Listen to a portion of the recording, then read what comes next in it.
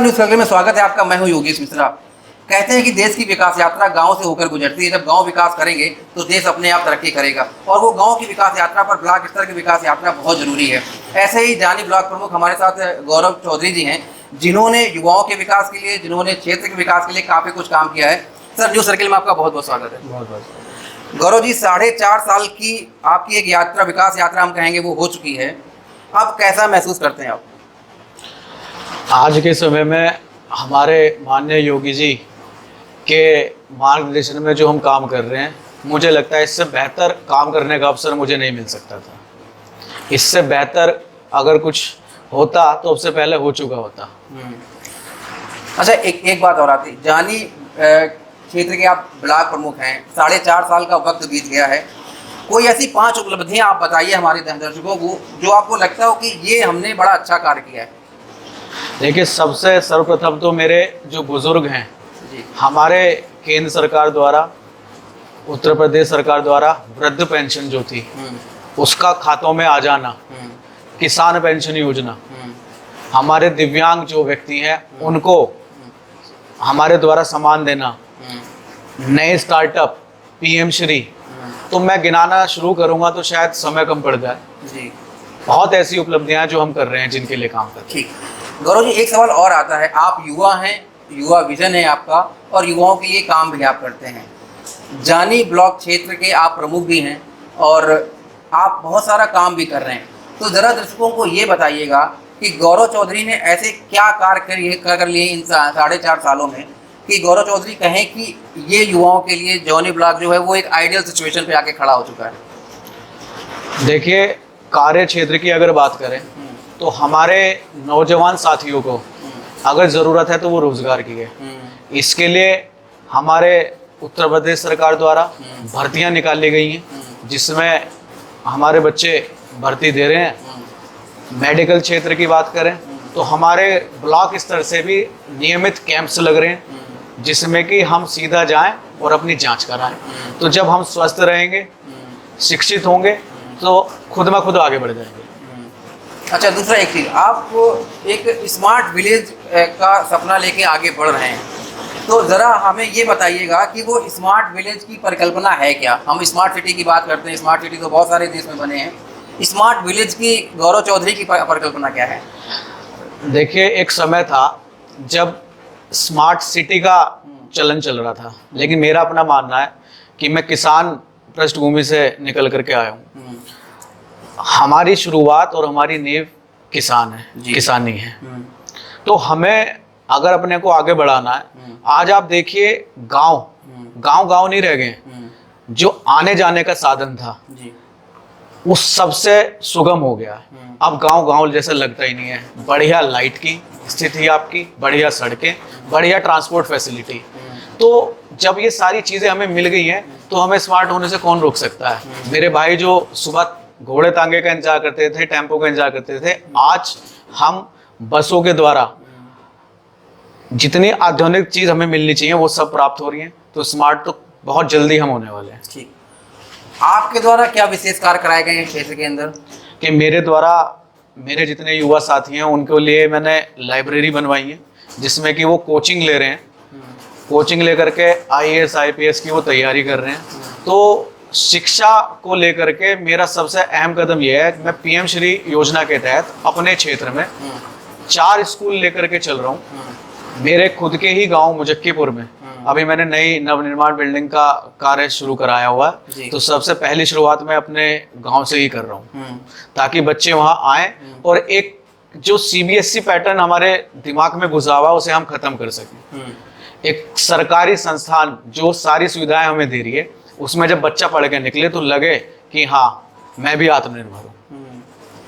तो वो बच्चों के स्किल डेवलपमेंट को लेकर, तो स्किल डेवलपमेंट को लेकर क्या उनको क्या सिखा रहे हैं?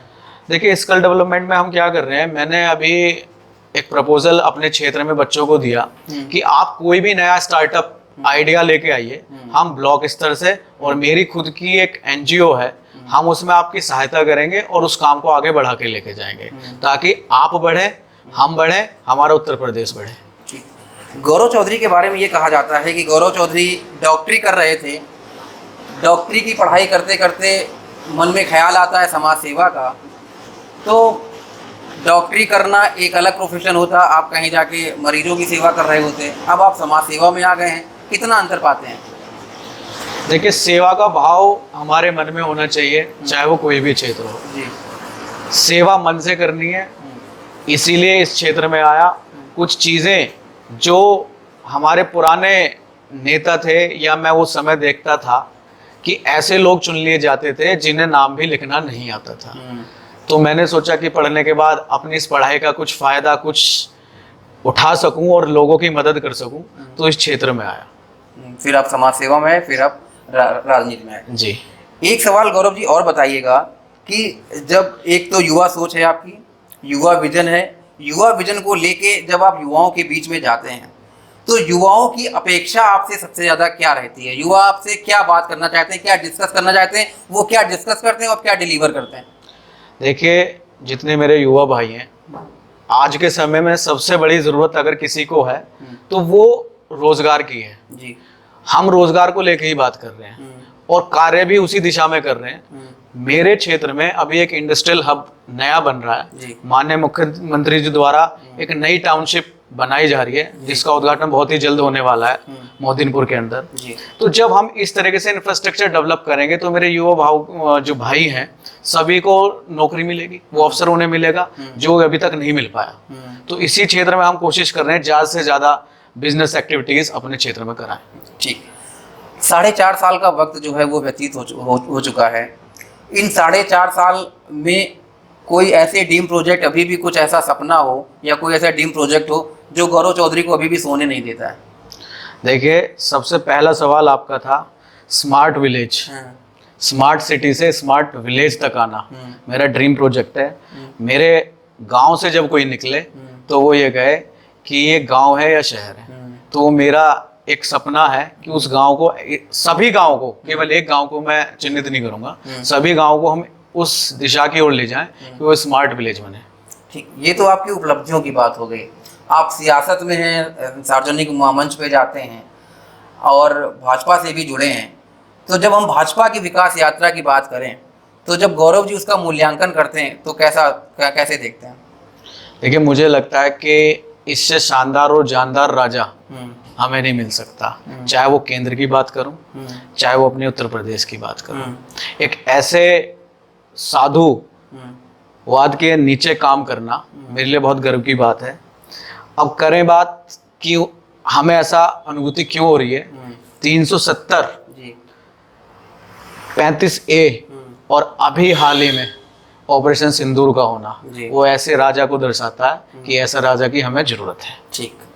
पिछले दिनों आप सीएम योगी से मुलाकात करते हैं, काफ़ी अच्छी चर्चा भी होती है, आप जब प्रोजेक्ट दिखाते हैं वो एक किसी टॉपिक पर रुक जाते हैं। दर्शकों को जरा ये बताइएगा कि वो क्या चर्चा हुई थी आपकी और वो टॉपिक क्या था जब योगी जी आपसे बात कर रहे थे?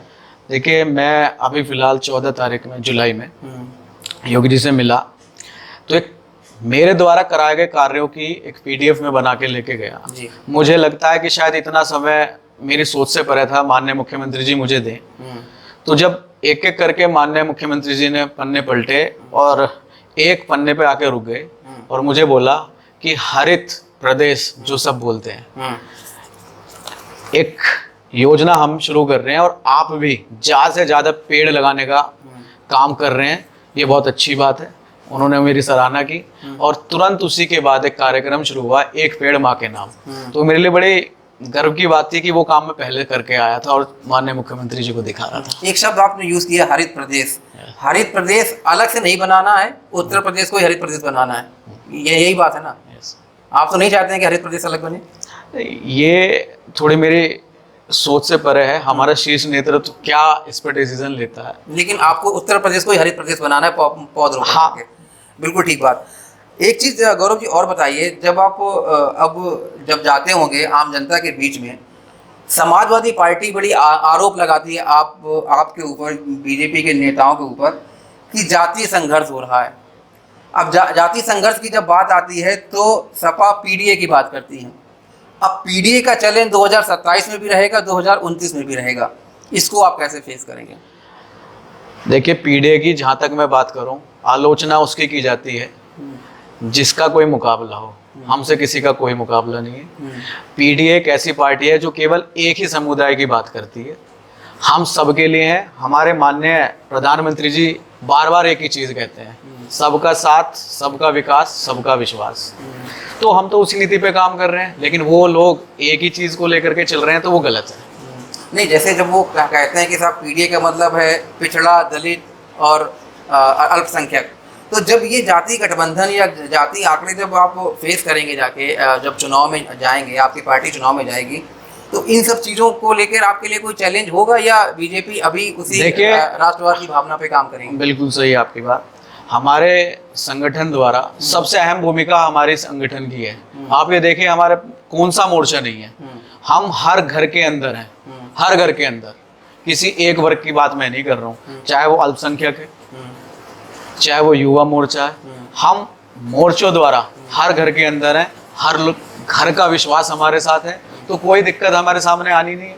वो सब हवाई बातें हैं कि ऐसा होगा ऐसा होगा, कोई जाति विशेष हम काम नहीं कर रहे हैं, सबका साथ, सबका विकास। एक सवाल गौरव जी और बताइए, क्योंकि आप ब्लॉक प्रमुख हैं तो ज़मीनी स्तर पे काम करते हैं, आप गांव में काम करते हैं। गांव की राजनीति से जो हम केंद्र की राजनीति की तुलना करते हैं, कितना अंतर आप पाते हैं? क्या जब मोदी जी जब बोलते हैं कि भारत की विकास यात्रा में हर वर्ग साक्षी है, उसका हर वर्ग की सहभागिता है, तो क्या वो मैसेज आम लोगों तक डिलीवर हो पाता है क्या? देखो, कुछ चीज़ें हैं जिनमें समय लगता है, और मुझे लगता है कि अब हमारी सरकार में वो समय निकल चुका है। पंक्ति में आखिरी पायदान पर जो व्यक्ति खड़ा है, सभी तक सब चीज़ें पहुंच रही हैं। चाहे वो आप मेडिकल क्षेत्र की बात कर लो, आज मैं आपके बीच ये भी बताऊं कि मेडिकल पीडीए का जो कहना है वो केवल एक समुदाय के लिए नहीं है, हम सबके लिए कर रहे हैं। और सबसे ज़्यादा जिनके लिए वो चिल्ला रहे हैं, जिनके लिए आवाज़ बुलंद कर रहे हैं, सबसे ज़्यादा फायदा वही समुदाय उठा रहे हैं। अब एक सवाल का जिक्र हम आपसे और करना चाहेंगे। राहुल गांधी कहते हैं डेड इकोनॉमिक्स। जब पूरा देश डेड इकोनॉमिक्स है, और हम जब देश की बात करेंगे तो गांव गलियारों की बात हम बिल्कुल नहीं छोड़ेंगे, गांव गलियारों की भी इकोनॉमिक्स की बात होगी। आप जब ज़मीनी तौर पे काम करते हैं, गांव गलियारों में काम करते हैं, उनके डेवलपमेंट को देखते हैं, आप क्या देखते हैं कि डेड इकोनॉमिक्स देश में है या सिर्फ एक सिबूका है? क्या है ये? देखिए, माननीय राहुल गांधी जी के जो बात आपने मुझसे करी है, ये पता नहीं कौन से सदी की बात आप कर रहे हैं। डेड इकोनॉमी अगर थी तो वो कांग्रेस के वक्त थी। आज हमारे हिंदुस्तान भारत के अंदर हर घर नल, हमने हर घर में पानी पहुंचाया, हर घर बिजली, हर घर पे सोलर पैनल का काम। तो मुझे नहीं लगता डेड इकोनॉमी कहाँ है। काली सड़क से हर घर का रास्ता होकर के निकलना गांव के अंदर, सीसी का होना, तो ये दर्शाता है कि शायद वो डेड इकोनॉमी उनके समय में थी, हमारे में नहीं है। आपके समय में नहीं, आपके खत्म कर चुके हैं। आपके समय में गांव भी डेवलप कर रहे हैं, हाँ। शहर भी डेवलप कर रहे हैं, yes। और अल्टीमेटली देश भी डेवलप कर रहा है। एक चीज़ और बताइएगा कि जब हम ब्लॉक स्तर पे बात करते हैं और उनके डेवलपमेंट की बात करते हैं, क्या क्या चैलेंजेस आपको फेस करने पड़ते हैं? कौन कौन सी ऐसी चैलेंजेस, चुनौतियाँ आपके पास आती हैं उस तरीके के जब आप डेवलपमेंट की बात करते हैं? चाहे वो सौर ऊर्जा की बात आप बात करते हैं, सौर ऊर्जा को लेके तो खास तौर पे आप काम कर रहे हैं, तो क्या वैकल्पिक ऊर्जा को लेके भी अब नई क्रांति शुरू हो रही है, जैसा आप सौर ऊर्जा पे काम कर रहे हैं? बिल्कुल। देखिए, आने वाला समय जो होगा एक ड्रास्टिक चेंज होगा जी। जैसे कि आप देख रहे हैं, अभी तक ईंधन से जो हमारी गाड़ियां चल रही थी, अब समय आ गया है कि उसमें भी बदलाव करना है।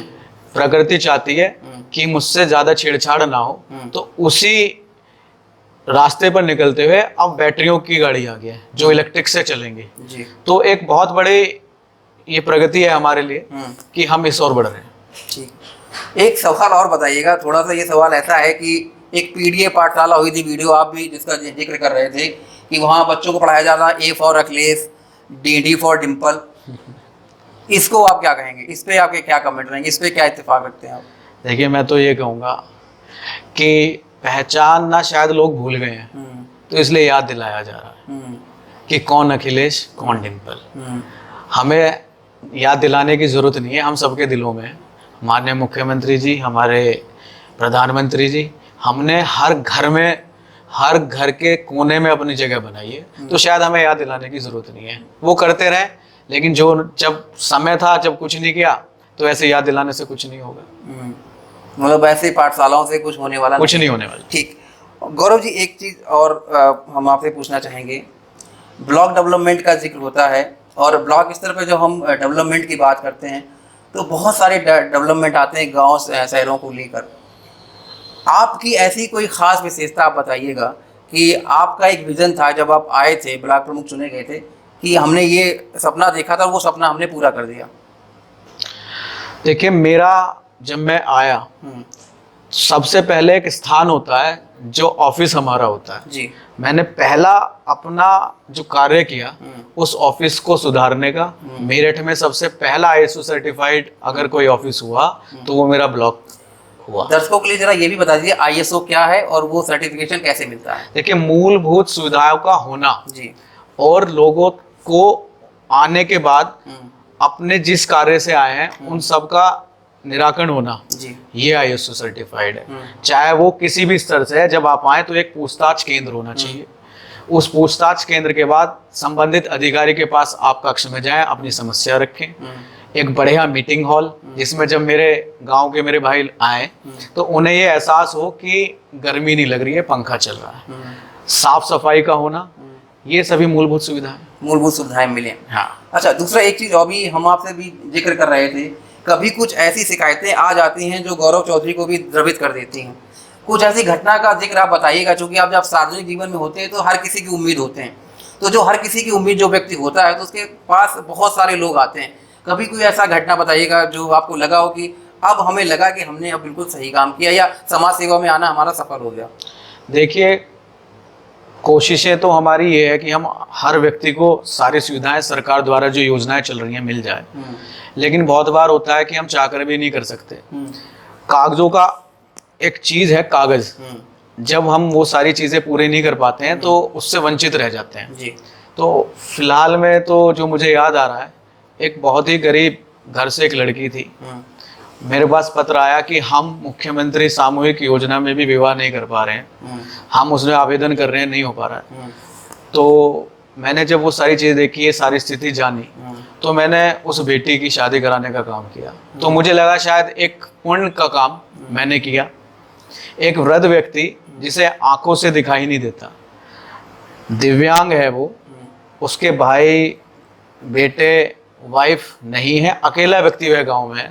तो प्रधानमंत्री आवास योजना के तहत उसे आवास मिलना था, वो उसमें पात्र नहीं हो पाया क्योंकि मकान उसके नाम था लेकिन कब्जा भाई का था। तो वो कहाँ जाए, उसके मकान दिलवाने का काम मैंने किया। तो मुझे लगता है कि शायद मैं दिलों से जुड़ रहा हूँ और उसी स्तर से काम कर रहा हूँ। ठीक। दूसरा, आपके जरिए जो हमने भी बातों को पता किया, आपने एक डेडलाइन फिक्स कर दी है समस्याओं के निस्तारण की।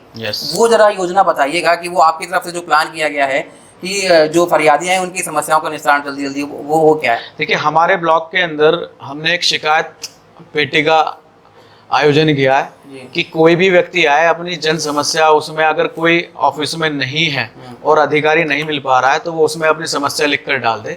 उसे हम आने वाले 15 दिन के अंदर सॉर्ट आउट करके संबंधित अधिकारी को दिशा निर्देश देकर के हल करवाने का काम करें। ठीक। गौरव जी युवा हैं और जब हम युवाओं से बात करते हैं तो वो ये कहते हैं कि गौरव जी बोलते कम है, काम ज़्यादा करते हैं। इस चीज़ को आप कैसे देखते हैं? देखिए, कर्म ही पूजा है, तो मैं ऐसा मानता हूँ कि शायद कम बोल करके काम ज़्यादा करना। सार्वजनिक मंचों पे भी आप थोड़ा सा बचते रहते हैं बोलने से। देखिए, काम करना है, लोगों को दिखना चाहिए हमने कुछ किया, तो फिर खुद ही लोग बोलने लगेंगे कि हमने क्या किया। ठीक। एक बात और बताइएगा, गौरव जी के लिए रास्ता कहाँ का अच्छा लगता है, लखनऊ का कि दिल्ली का? अभी लखनऊ का ही सही है। आने वाले में टाइम में आप सबका सहयोग रहा और मेरे जनता जनार्दन जो कि जिनके साथ मैं दिन रात क्षेत्र में रहता हूँ, आप सबका आशीर्वाद रहेगा तो आगे का सोचा जाएगा। आगे का सोचा जाएगा। और अभी भी क्या आपके दिमाग में ऐसे बहुत सारे प्रोजेक्ट हैं जो आने वाले दिनों में अगर आपको मौका मिलता है तो उनको भी इम्प्लीमेंट करेंगे? देखिए, पिछले 4.5 साल में 9.5 करोड़ की योजना मैंने अपने ब्लॉक स्तर से काम कराया है। और अभी भी मैं एक योजना लेकर के खानपुर गांव में एक तालाब का सौंदर्यीकरण जो कि वंचित रह गया हमसे, अब हम उसे पूरा एक मिनी पार्क टाइप डेवलप करा रहे हैं। तो गांव के लोगों को लगना चाहिए कि बीचों बीच हमारे गांव के एक सुंदर सी झील है, तो उस पर मैं काम कर रहा हूँ और लगभग 1.5 करोड़ रुपए का वो हमारा कार्य होगा। इसके अलावा भी और सारे कार्य? उसके अलावा बहुत सारे हैं। बहुत सारे अभी काम। 6 महीने बाद फिर पंचायत चुनाव है, तो फिर देखते हैं आगे क्या करा सकते हैं। तो गौरव जी आपका बहुत बहुत धन्यवाद न्यूज़ सर के लिए समय देने के लिए। तो गौरव जी का यही कहना है कि आने वाले दिनों में अगर भारत की विकास यात्रा की तस्वीर लिखी जाएगी तो वो जरूर गांव की ओर से जाएगी, और हम जब स्मार्ट विलेज का परिकल्पना को पूरी करेंगे तो ज़रूर हम देश को डेवलप कंट्री बना पाएंगे। इसके लिए युवाओं की ज़रूरत है, जनप्रतिनिधियों की ज़रूरत है, और ख़ास तौर पर सरकार की ज़रूरत है। अगर सरकार इस पर काम करेगी तो निश्चित तौर पर 2047 में ये देश विकसित राष्ट्र जरूर बनेगा। फिलहाल अभी के लिए इतना ही। अगले किसी मुद्दे पर फिर चर्चा करेंगे, तब तक के लिए मुझे दीजिए इजाज़त। नमस्कार।